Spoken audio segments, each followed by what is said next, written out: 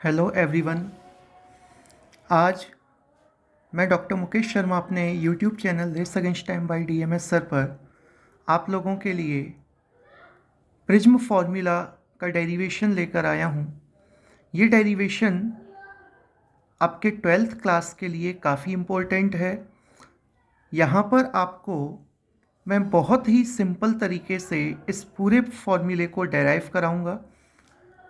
और जहाँ तक फिजिक्स की बात है तो काफ़ी बच्चे मुझे कहते हैं कि सर फिजिक्स बहुत टफ होता है, हमसे न्यूमेरिकल्स नहीं बनते हैं, so on and so on, काफ़ी सारी बातें कहते हैं।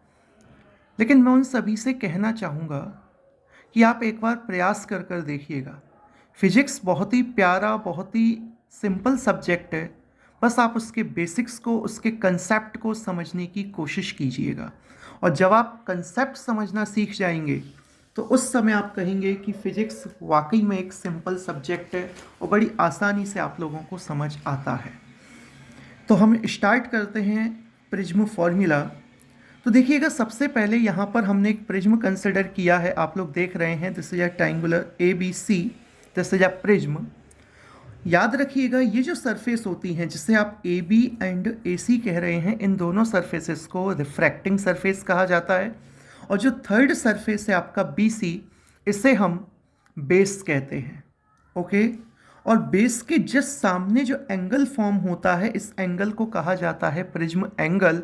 And prism angle is denoted by letter capital A. Is it clear? Okay.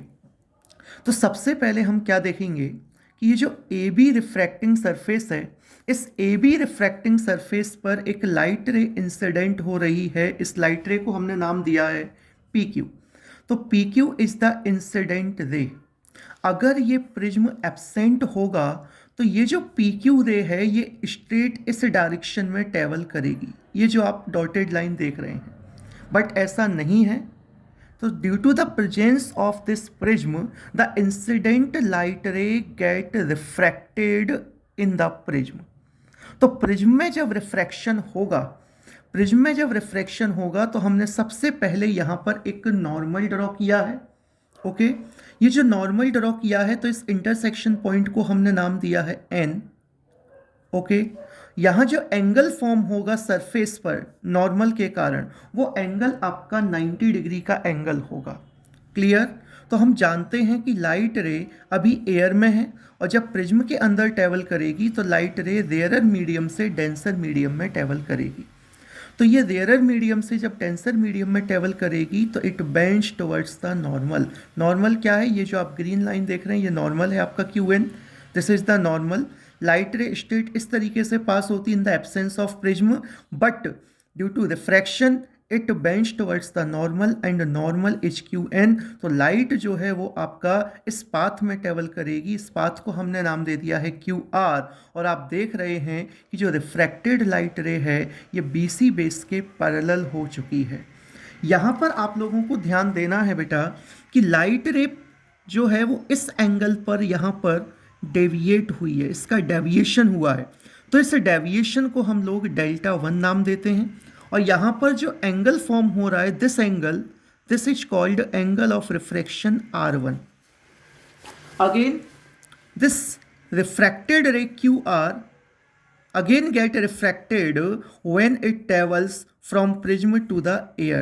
जब ये लाइट रे क्यू आर प्रिज्म से बाहर एयर में जाएगी तो अगेन इसका रिफ्रैक्शन होगा। और अब जो रिफ्रैक्शन होगा वो डेंसर टू रेयरर होगा। हमने इस सेकंड रिफ्रैक्टिंग सरफेस ए सी पर फिर से एक नॉर्मल ड्रॉ किया हुआ है, ये आर एन नॉर्मल है। और अब लाइट रे जब डेंसर से रेयरर में जाएगी तो अवे फ्रॉम द नॉर्मल जाएगी। और इस कंडीशन में यहाँ एक एंगल फॉर्म होगा। इस एंगल को हम कहते हैं इमर्जेंट एंगल। और जो इंसिडेंट लाइट रे ने एंगल बनाया था उस एंगल को हम कहते हैं angle of incidence.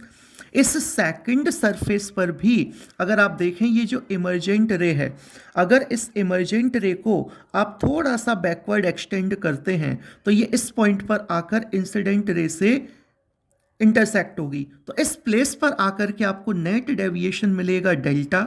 This is your net deviation delta. First surface पर आपका डेविएशन डेल्टा 1 है और सेकंड सरफेस पर जो आपका डेविएशन है डेट इज डेल्टा 2। ओके, और इस सेकंड रिफ्रैक्टिंग सरफेस पर आपका एंगल ऑफ रिफ्रैक्शन है R2।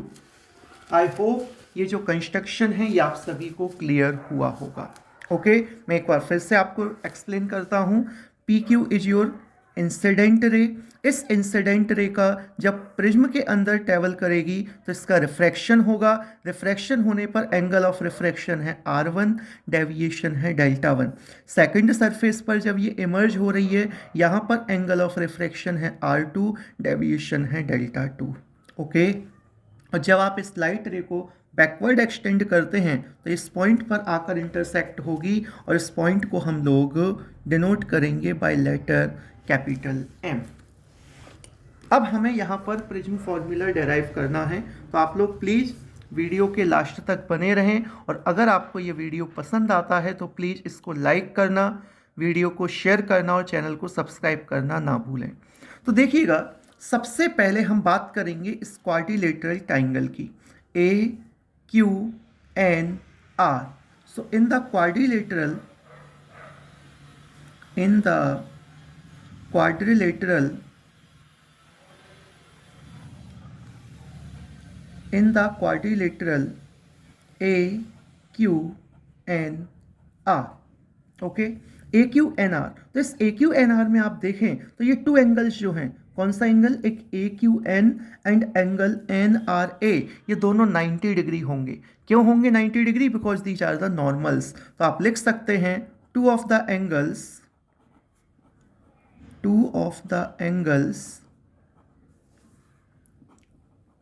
at the vertices Q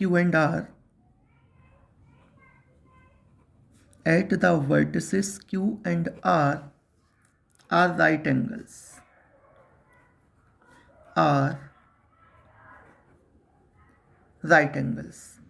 okay, और आपको ये भी मालूम है कि the sum of all the angles of a quadrilateral is 360 degree.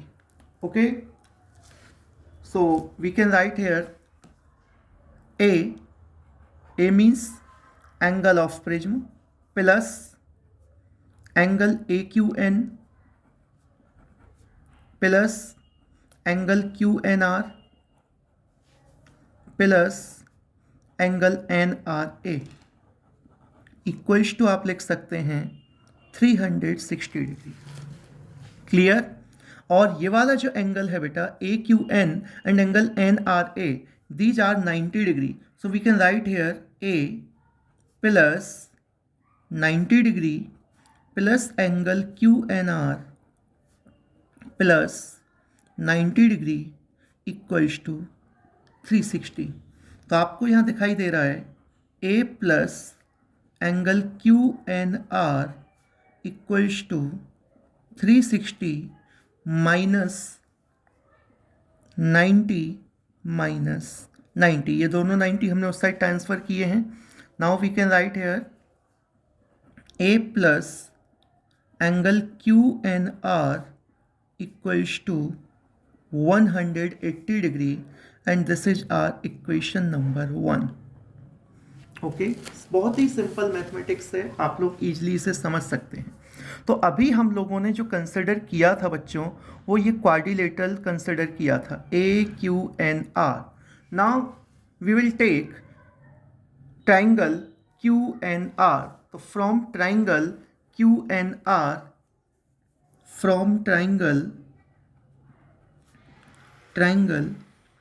QNR, कौन सा ट्राइंगल ले रहे हैं हम?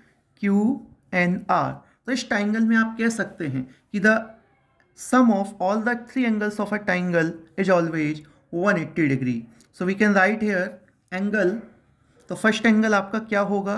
फर्स्ट एंगल होगा आपका QNR, angle QNR plus angle NRQ, angle NRQ plus angle RQN equals to 180 degree. Clear? And angle N R Q क्या है, देखिएगा आप लोग ध्यान से देखेंगे तो जो आर क्यू एन है, R Q N, this is your R one, and angle N R Q, this is your R two. तो आप इन दोनों के प्लेस पर लिख सकते हैं angle Q N R plus R two plus R one equals to 180 degree. Is it clear? This will be equation number 2. अब आप देखिएगा इक्वेशन 1 और 2 में आपका RHS जो है वो इक्वल है, और जब RHS इक्वल है तो LHS भी सेम होगा। सो ऑन कंपेयरिंग इक्वेशन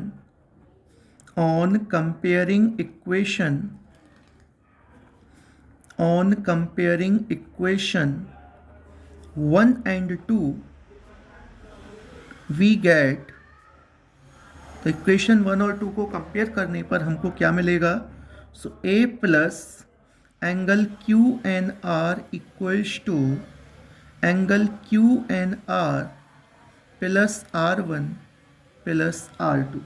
तो एंगल क्यू एन आर से एंगल क्यू एन आर आप कैंसिल आउट कर सकते हैं। तो आपका अब जो फाइनल रिजल्ट रहा वो रहेगा A equals to R one plus R2, and this will be your equation number 3. Clear? तो आप लोगों ने एंगल ऑफ प्रिज्म फाइंड कर लिया है। अब हम अगेन अपने डायग्राम पर आएंगे, और यहाँ पर मैथ का एक बेसिक कंसेप्ट है जिसे आप सभी ने सीखा हुआ है अपने लोअर क्लासेस में। देखिएगा बच्चों, ये जो एंगल है आपका, ये एंगल I है, and this total angle is delta one plus R one. Okay, and these two angles are vertically opposite angles, और हम जानते हैं vertically opposite angles are always equal, means I will be equal to the delta 1 plus R1. Similarly, E will be equal to the delta 2 plus R2. So we can write here from figure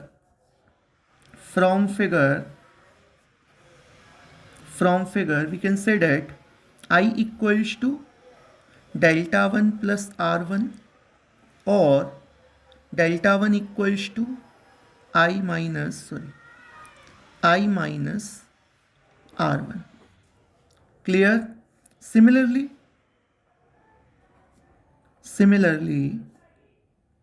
E equals to delta 2 plus R2 or delta 2 equals to E minus R2. तो हम इनको equation 4 और equation 5 कह सकते हैं। So these are equation 4 and 5। Clear? अब आप जरा यहाँ देखिएगा अगेन इस डायग्राम में, तो अगर आप इस ट्राइंगल को देखते हैं QRM, in this triangle we can say that delta 1 plus delta 2 equals to delta 1 plus delta 2 equals to delta. Why? Because this is according to exterior angle theorem. So according to exterior angle theorem, according to exterior angle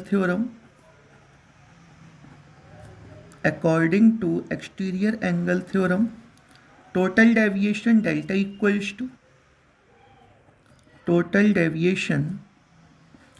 equals to delta 1 plus delta 2, और delta 1 और delta 2 का value हमारे पास equation 4 and 5 में है। तो आप इसको लिख पाएंगे I minus R1 plus E minus R2, और we can write here delta equals to I plus E minus R1 plus R2, and R1 plus R2 is equal to the R1 plus R2 equals to the A. R1 plus R2 equal to the A. Therefore, delta equals to I plus E minus A. This is your equation number 6. Sorry. Delta equals to I plus E minus R1 plus R2 हम लिख सकते हैं। E को आपने I के साथ लिखा है, यहाँ R1 नेगेटिव है, R2 भी नेगेटिव है, तो आप माइनस कॉमन लेकर R1 प्लस R2 लिख सकते हैं। देन R1 प्लस R2 के प्लेस पर आप लिख पाएंगे capital A। So delta equals to I plus E minus A, and this is equation number 6। Okay, तो आप क्या देख रहे हैं? आप देख रहे हैं कि जो टोटल डेविएशन है वो किस पर डिपेंड कर रहा है? एंगल ऑफ इंसिडेंस पर डिपेंड कर रहा है। किस पर डिपेंड कर रहा है? एंगल ऑफ इंसिडेंस पर। सो दस the angle of deviation, thus the angle of deviation depends on the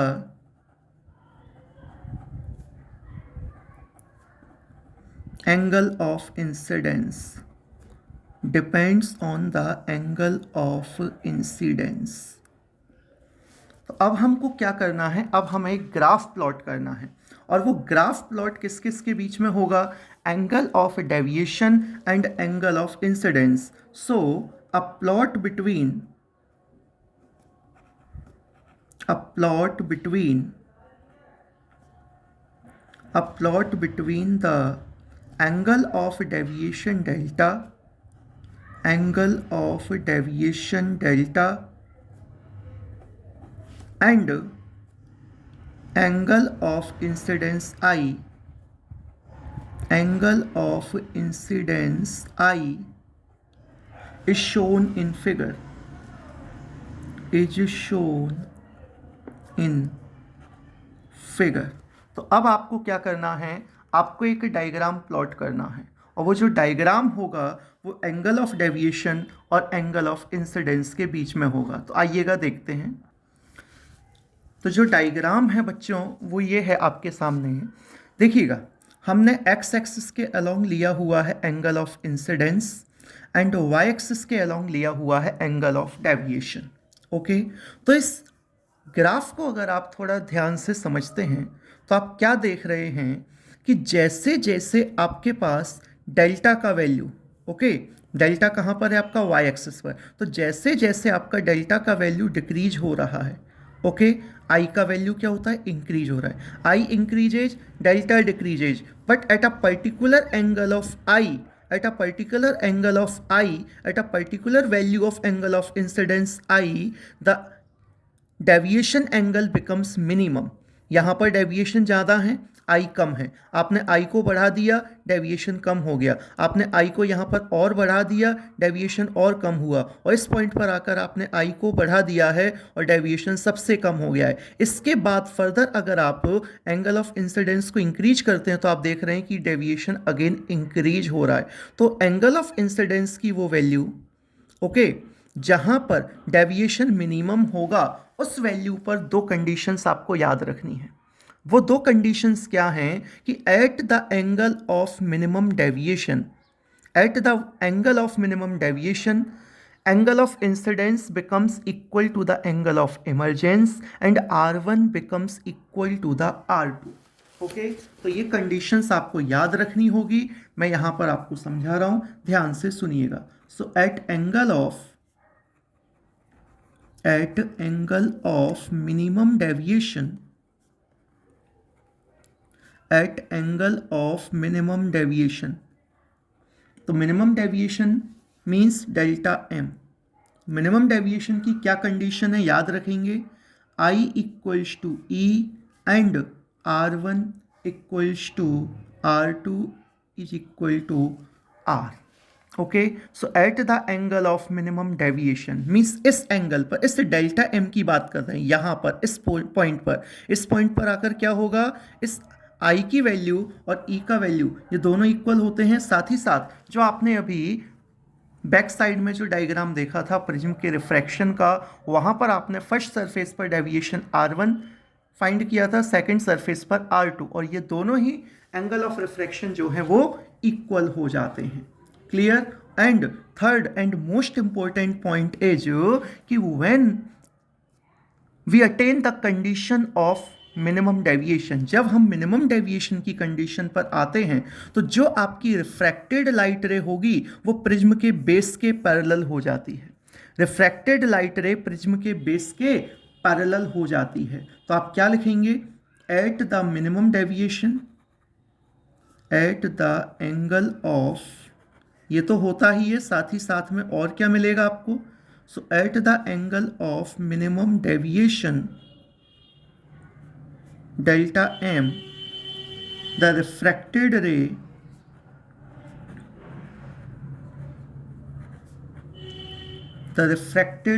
inside the prism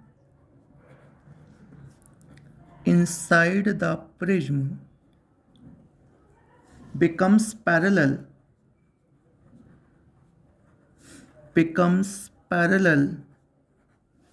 to its base.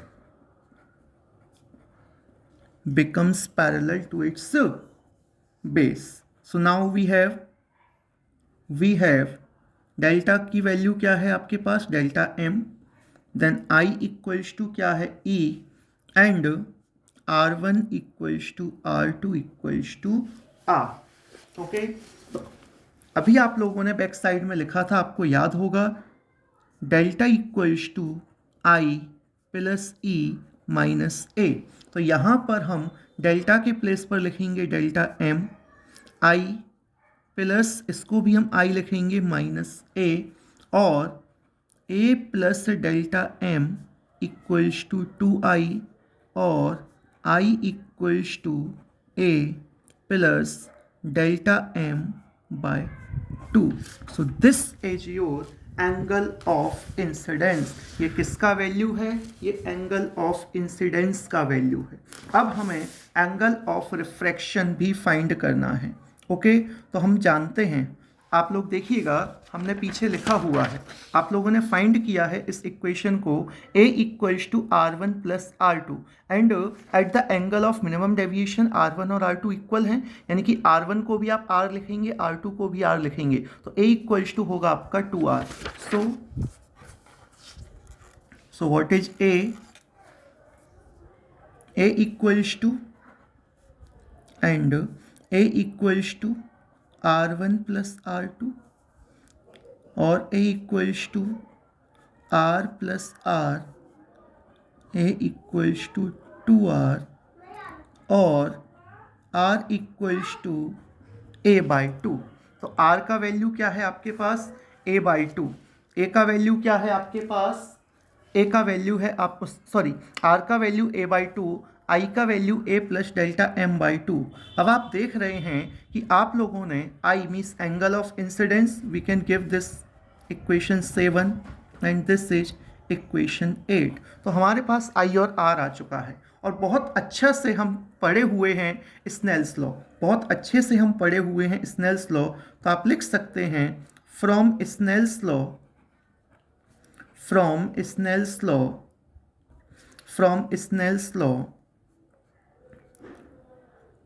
refractive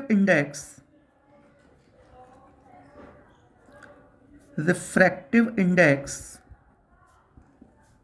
n equals to sin I divided by sin R, or n equals to sin a plus delta m by 2, a plus delta m by 2 divided by sin a by 2, and this formula is known as Prism formula. This formula is known as Prism formula. So this is known as Prism formula. इस formula को ही बच्चों हम कहते हैं prism formula. तो I hope आपको यहाँ तक ये क्लियर हुआ होगा. आगे बस एक छोटा सा कंसेप्ट है, उसे समझते हैं और फिर हम आज की लेक्चर को ख़त्म करेंगे. आप लोग क्या देखेंगे कि for a small angle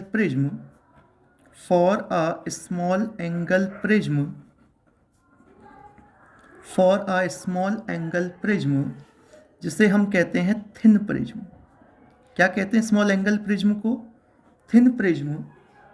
delta M is also very small, delta M is also very small.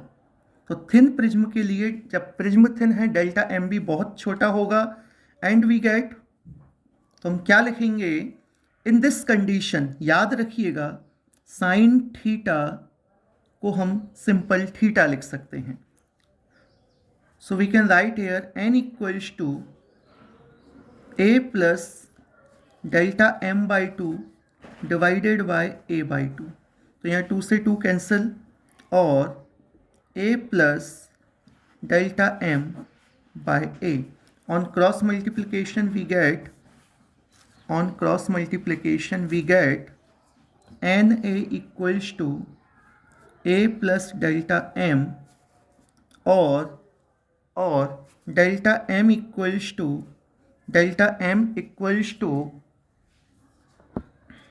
na minus a, और delta m equals to n minus 1 into a। याद रखिएगा, you can use this formula only in the condition of thin prism. So this formula will be used when prism is very thin. Okay, so only for thin prism.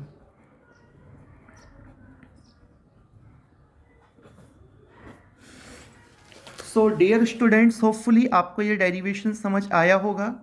अगर आपको ये video पसंद आया है तो मैं फिर आपसे अनुरोध करूँगा कि आप इस वीडियो को लाइक करें, मेरे चैनल को सब्सक्राइब करें और इसे ज़्यादा से ज़्यादा शेयर करें, अपने फ्रेंड्स लोगों को भी शेयर करें, क्योंकि आप जब इस वीडियो को पसंद करेंगे, इसे शेयर करेंगे, तो जो हौसला मुझे मिलेगा, उस हौसले से मैं और भी अच्छे अच्छे वीडियो आप लोगों के लिए अपने इस चैनल के माध्यम से बना सकता हूँ। Thank you for watching this.